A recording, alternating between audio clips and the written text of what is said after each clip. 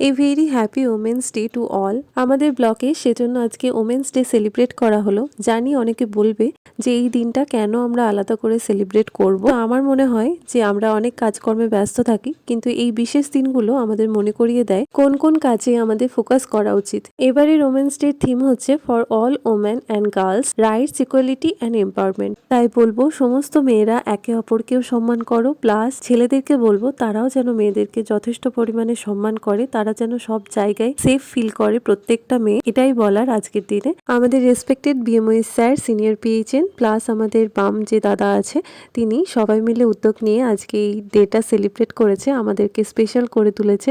তো thank you তাদের সকলকে। আর আমাদের এতজন মেম্বার থাকায় এই কঠিন কেক কাটার কাজটা আমাদের সিনিয়র পিএইচএন দিদি করছিল। তারপর আমাদের রেসপেক্টেড বিএমওই স্যার নিজের হাতে আমাদের সকলকে এগরোল ডিস্ট্রিবিউট করে দিচ্ছিলেন।